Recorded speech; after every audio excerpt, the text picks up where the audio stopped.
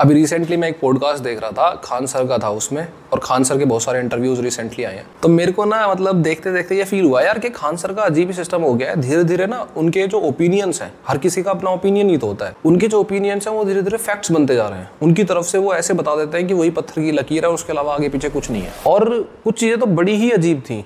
अभी जैसे जिस मोमेंट पे मुझे ये लगा कि भाई अब मैं खान सर से थोड़ी सी सवाल तो जरूर पूछूंगा, वो कहाँ से आया मोमेंट? वो यहाँ से आया कि मैं खान सर का कुछ एक इंटरव्यू देख रहा था और उन्होंने बोला, पहले तो उन्होंने कुछ टाइम पहले ये वाली बात बोली थी कि सरदार वल्लभ भाई पटेल जो है, वो ये बहस चलती रहती है ना कि सरदार वल्लभ भाई पटेल पहले पीएम होने चाहिए थे या फिर जवाहरलाल नेहरू। तो उन्होंने बोला कि सरदार वल्लभ भाई पटेल पहले पीएम कैसे हो सकते थे जब इलेक्शंस ही उनकी डेथ के बाद हुए थे। अब लोगों का कहना है कि प्रधानमंत्री सरदार वल्लभ भाई पटेल को बनना चाहिए। 1950 में वल्लभ भाई पटेल की आकस्मिक मृत्यु हो चुकी थी। अब आदमी कैसे ये बोलता है 1951 के चुनाव में वल्लभ भाई पटेल को खड़ा होना चाहिए और प्रधानमंत्री में, मतलब। और जबकि एक ऐसा इंसान जिसने इतनी हिस्ट्री पढ़ रखी हो वो ऐसा क्यों बोलेगा? मेरे को समझ में नहीं आया ऐसा क्यों बोलेगा, क्योंकि ये फैक्ट नहीं है। देखो जैसे बांग्लादेश में आज मोहम्मद यूनुस लीडर है, ठीक है, वहां की गवर्नमेंट के, तो इलेक्शंस थोड़ी जीते हैं वो। ऐसे ही ब्रिटिशर्स ने भी इंडिया में एक इंटरिम गवर्नमेंट बनाई थी और उस गवर्नमेंट का एक लीडर बनाया था आजादी से पहले, और उसके बाद में उन्होंने ये डिसाइड कर लिया था कि जब अंग्रेज यहाँ से जाएंगे तो वही पीएम बनेगा। तो उस लीडर के बनने के लिए जो वोट हुए थे, इंटरनल वोट, उसमें 15 वोटों में से 12 वोट सरदार वल्लभ भाई पटेल को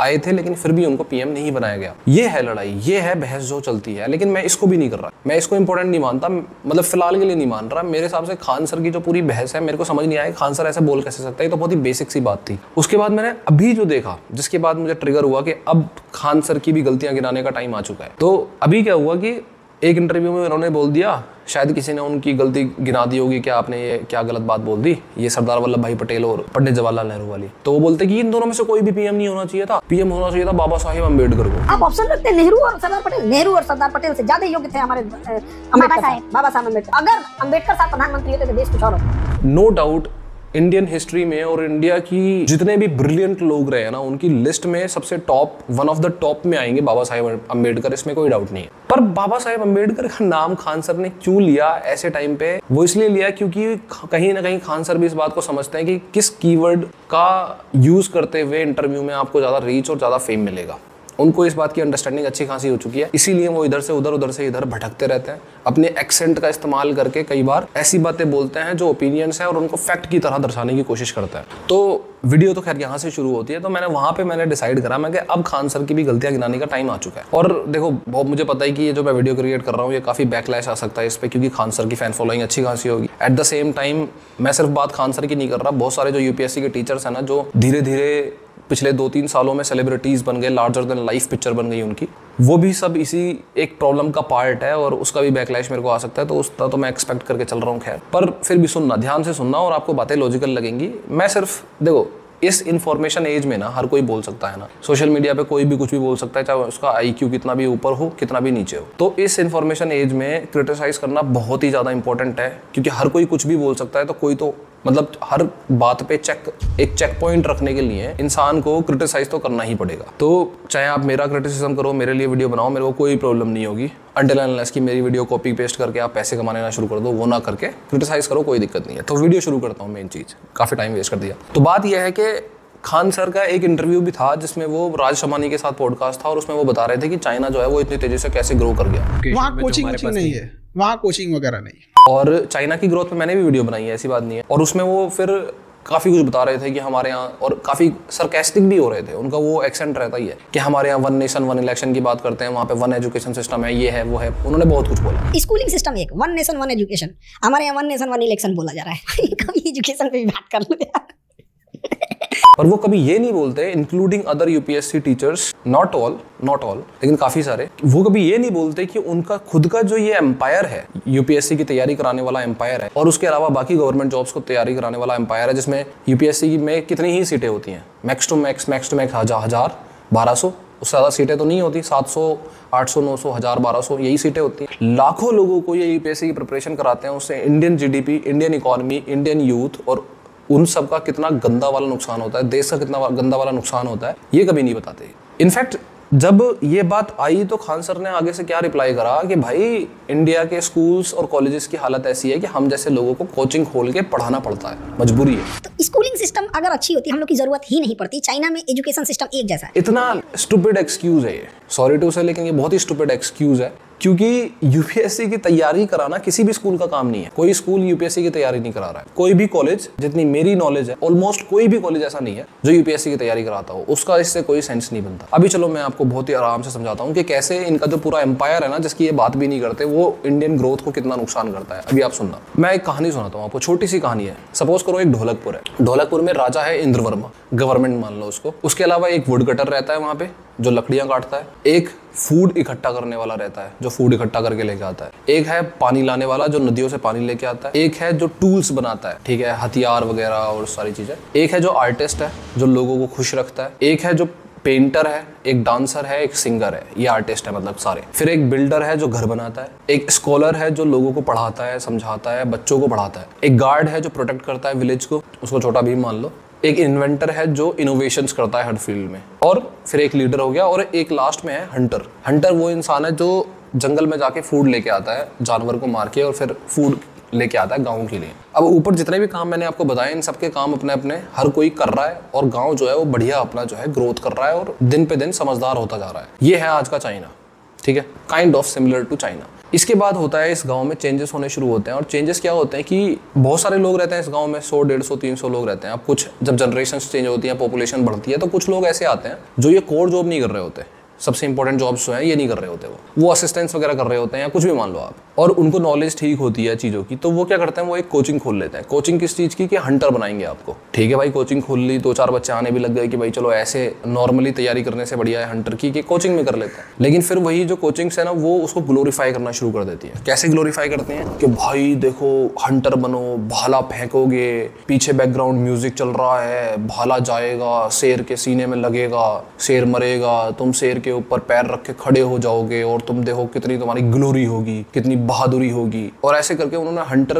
बनने का जो सपना है वो लोगों के मन में, दिमाग में डाल दिया, उसको इतना ग्लोरीफाई कर दिया। और अब ना सिचुएशन ये है कि जो गांव में नए नए लोग आते, स्टूडेंट्स होते हैं, बच्चे होते हैं, 50 बच्चे आ रहे हैं सपोज करो इस जनरेशन में, तो उसमें से 40 जो है वो सिर्फ हंटर बनने की तैयारी कर रहे हैं, बाकी किसी चीज़ की तैयारी नहीं कर रहे हैं। सिर्फ 40 जो है हंटर बनने की तैयारी कर रहा है, क्योंकि उसको ग्लोरीफाई ऐसा करा है। ग्लोरीफिकेशन का भी एक सर्कल होता है ना। ग्लोरीफाई सिर्फ उन बच्चों के लिए नहीं करा, पूरी सोसाइटी के लिए कर दिया कि भाई हंटर जो है वो तगड़ा है, उससे अपनी बेटी की शादी कराओ, उसे दहेज ज़्यादा दो, ये सारी चीज़ें सोसाइटी का जो भी सिस्टम होता है वो सब मिला लो आप। अब ये जो हालत है ना, ये आज की हमारे इंडिया की हालत है, और इसमें कोई डाउट ही नहीं है। डाउट मतलब मैं तो खुद IIT JEE तैयारी करके आया हूँ ना, मेरे को पता है। मेरे को एक टाइम पे तो ये फील आता था कि भाई अगर रैंक 1 आ गई मेरी या रैंक 2 आ गई तो मैं दुनिया का बादशाह बन जाऊंगा।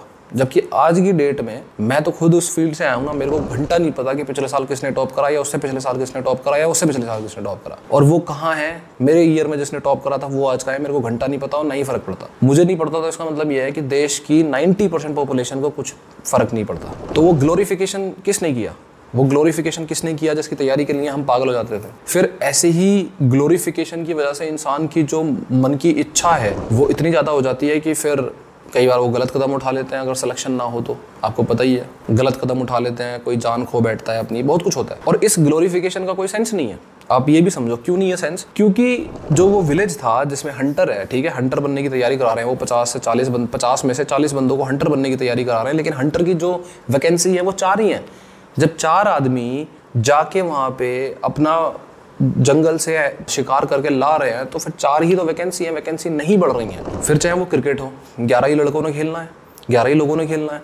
फिर वो चाहे UPSC हो, उसमें भी लिमिटेड नंबर ऑफ सीट्स है, हर गेम में लिमिटेड नंबर ऑफ सीट्स हैं। तो बार बार इस चीज़ का ग्लोरीफिकेशन करके मिलता क्या है, मैं बताता हूँ क्या मिलता है। सीटें जब 700 हैं तो 700 बंदों को ही सीटें मिलेंगी, इर्रेस्पेक्टिव कि आपने कितनी तगड़ी तैयारी कराई है, उनकी क्या कराई है क्या नहीं कराई है। उसके बाद में मिलता है एक लार्ज चंक ऑफ क्राउड जो फ्रस्ट्रेटेड है। फ्रस्ट्रेटेड होगा ही होगा वो। आपके देश में कितनी भी तरक्की हो रही हो, आपके देश में कितनी भी जॉब्स अपॉर्चुनिटीज हो, मार्केट खुल रहे हो, नए नए बिजनेस क्रिएट हो रहे हो, लेकिन वो बंदा तो फ्रस्ट्रेटेड ही रहेगा जिसने UPSC की तैयारी करी, सपने देख देख के कि वो UPSC का बहुत बढ़िया ऑफिसर बन के निकलेगा बाहर। वो तो फ्रस्ट्रेटेड क्राउड का ही हिस्सा बनेगा। अब ये जो मैं सारा कुछ बता रहा हूँ ये कोई ऐसा नहीं है कि मैं कोई थ्योरी बता रहा हूँ, ये थ्योरी नहीं है, ये रियलिटी है। आपको पता है इंडिया में तो कोचिंग इंडस्ट्री, जो कोचिंग एम्पायर्स हैं, इनका जो रेवेन्यू है, या फिर ये मान लो कितने, ये $8-10 बिलियन की इंडस्ट्री है सिर्फ। चाइना की इंडस्ट्री पता है कितनी बढ़ी थी 2021 से पहले 120 बिलियन डॉलर्स की।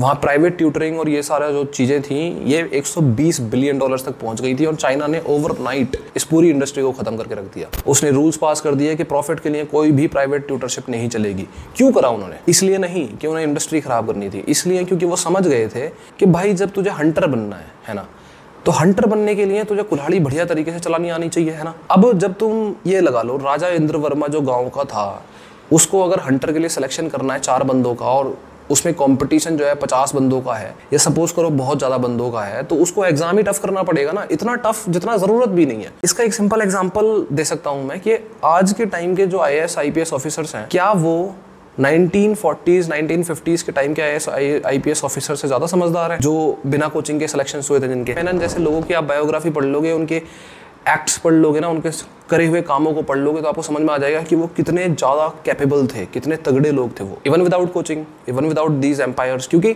अब हंटर बनने के लिए अगर आप उससे ये ऐसे ऐसे सवाल पूछने लग जाओगे जस्ट बिकॉज की कंपटीशन इतना ज़्यादा है कि उससे पूछ रहे हो कि भाई आज से 200 साल पहले जो हंटर था उसकी अम्मा का नाम क्या था, सिर्फ इसलिए क्योंकि भाई कंपटीशन ज़्यादा है तो कुछ तो ऐसा पूछना पड़ेगा ना जो वो जवाब ना दे पाए। चाइना को टाइम रहते ये बात समझ में आ गई थी कि ये जितना ज़्यादा तुम एक ही जॉब को या कुछ जॉब्स को ग्लोरीफाई करोगे, उसके बाद उसकी कोचिंग्स बनेंगी तो लोग उसकी तैयारी करना शुरू करेंगे, उससे फ्रस्ट्रेटेड क्राउड प्रिपेयर होता है। ये लोग जो 5-5, 10-10 साल एक ही रूम में बैठ के तैयारियां करते रहते हैं ताकि उनका कुछ बन जाए, ये सबसे ज़्यादा नुकसान इसका GDP का होता है क्योंकि वो प्रोडक्शन कुछ भी नहीं कर रहे हैं, देश में कुछ भी कंट्रीब्यूट नहीं कर रहे हैं। दूसरी चीज़, बर्थ रेट नीचे गिरता है। जब फ्रस्ट्रेटेड जो क्राउड होता है ना, वो हर चीज़ ही कम करता है, कंजम्पशन भी कम करता है, एंजॉय भी कम करता है, खुशियाँ भी कम बांटता है, सब कुछ कम कर देता है वो। और सबसे डेंजरस चीज़, बर्थ रेट कम हो जाता है। वो बच्चे पैदा नहीं कर रहा, शादी नहीं कर रहा, और बच्चे पैदा नहीं हो रहे तो फिर देश की बर्थ रेट बहुत इंपॉर्टेंट कंसर्न है आज का। इसके बारे में कभी और बात करेंगे। और साथ में पूरा जो इकोनॉमिक इकोसिस्टम होता है, जैसे उस विलेज का इकोसिस्टम था कि भाई एक खाना लाएगा, एक पानी लाएगा, एक साइंटिस्ट बनेगा, ये पूरा इस इकोसिस्टम ब्रेक डाउन हो जाता है। वो आज भी हो रहा है, सबको दिखाई दे रहा है कि इंडिया में तो स्पेशली हो रहा है। आज आपको दिखता है कोई ऐसा कि भाई साइंटिस्ट बनने के लिए मोटिवेशन आ रहा है या किसी और जॉब के लिए मोटिवेशन आ रहा है? बहुत ही रेयर। तो मेन बात यह है कि खान सर जो है या बाकी के जो UPSC टीचर्स हैं जो लार्जर देन लाइफ जिनकी पिक्चर हो गई, वो कभी भी इस एम्पायर की बात नहीं करते कि ये एम्पायर कितना नुकसान कर रहा है। और ये जस्टिफिकेशन देना कि भाई हमारे यहाँ स्कूल और कॉलेजेस बढ़िया नहीं है, इस वजह से प्राइवेट कोचिंग जो है वो जरूरी है। भाई तुम कॉम्पिटिशन का लेवल बढ़ा देते हो। जब सिलेक्शन 10,000 लोगों का होना है, ठीक है, तो स्कूल्स और कॉलेजेस में अगर उन्हें अच्छा नहीं पढ़ाया जा रहा है और वो खुद से पढ़ेंगे तो वो बुक से खुद से पढ़ेंगे, भाई खुद से स्मार्ट होंगे, हेल्प लेंगे इधर उधर की। प्राइवेट कोचिंग से आप लेवल ऑफ कंपटीशन इतना ऊपर कर देते हो और फिर उससे इंसान की मेंटल फ्रस्ट्रेशन, मेंटल एग्जॉशन होता है और कुछ नहीं। इंसान का जो क्रिएटिव माइंड है उसको आप डिस्ट्रॉय करते हो। अब इसमें कई सारे कोचिंग इंस्टीट्यूशंस ऐसे हैं जो बहुत मोटा पैसा कमा रहे हैं, इंडिया में बहुत मोटा पैसा कमा रहे हैं, लेकिन एट द सेम टाइम कुछ लोग ऐसे हैं जो सस्ते प्लान्स बेचते हैं, सस्ते अपना कोर्सेस रखते हैं। लेकिन मैं तो ये कह रहा हूँ कि भाई तुम कोर्स में पैसे 1 रुपया भी मत लो, कोई फर्क नहीं पड़ता। आज दुनिया इतनी समझदार हो चुकी है कि वो इतना समझ सकती है कि बिजनेस जो है ना वो आज सीधे सीधे ऐसे नहीं होता है कि आप मेरी क्लास ज्वाइन करो, पैसा और आप फीस दो और बस उससे पैसे कमाए जा रहे हैं। आज की डेट में आप 1 रुपया मत लो। अगर आपके पास क्राउड है ना तो आप उस क्राउड का इस्तेमाल कहीं भी कर सकते हो उसको मोनेटाइज करने के लिए। बहुत इजी है, बहुत इजी। यूट्यूब से पैसा आ सकता है, रेवेन्यू कहीं और से आ सकता है, एड्स दिखा सकते हो। कोर्सेज के पैसे मत लो, छोटे मोटे पैसे ले लो। अगर कोई इंसान 200 रुपए का भी सिर्फ एक कोर्स बेच रहा है ना और इतने लार्ज जनसंख्या में बेच दे, वो भी बिजनेस है, वो भी बिजनेस है। और खान सर सस्ते सस्ते कोर्सेज बेचते हैं या नहीं बेचते उसकी रिसर्च तो मैंने ढंग से नहीं करी, लेकिन मैंने इतना देखा था कि उनके अच्छी खासी वेबसाइट पे अच्छे खासे रुपए हैं। ऐसा कुछ नहीं है कि बहुत ही ज्यादा सस्ते हो। कुछ कोर्सेज के, ऑफलाइन कोर्सेज के अच्छे खासे रुपए हैं और बाकी जो 100-200 रुपए के कोर्सेज है उन पे भी बहुत अच्छी इनकम होती है। 1-1 रुपए 2-2 रुपए के शैम्पू बिकते हैं भाई, वो भी बिजनेस है क्योंकि उन्हें पता है कि वो लार्ज स्केल पे बिकेगा, इकोनॉमी ऑफ स्केल। बस फर्क इतना है कि कुछ जो कोचिंग एम्पायर्स हैं वो सीधे सीधे बिजनेस कर रहे हैं इसमें। कुछ ऐसे लोग हैं जो सेल्फलेस गुरुज बनते हैं कि भाई हम तो सिर्फ इसलिए पढ़ा रहे हैं ताकि गरीब बच्चों को फायदा हो, मिडिल क्लास बच्चों को फायदा हो। फायदा तब होगा जब ये सारा का सारा जो कोचिंग एम्पायर है और ये जो पूरा का पूरा ग्लोरिफिकेशन है just for a few jobs, इस सारे के सारे एम्पायर को ही खत्म करा जाए। आज नहीं तो कल गवर्नमेंट को इसके बारे में सोचना पड़ेगा। लोग डिफरेंट स्किल्स को अचीव करने की कोशिश इसलिए नहीं कर रहे क्योंकि कई सारे फील्ड पे ओवर ग्लोरिफिकेशन इतनी ज्यादा है कि लोगों को फोमो यही होने लग जाता है, फियर ऑफ मिसिंग आउट। भाई क्रिकेटर नहीं बना, वॉलीबॉल प्लेयर बन गया तो कौन पूछ रहा है मुझे, बाकी आप समझदार हो।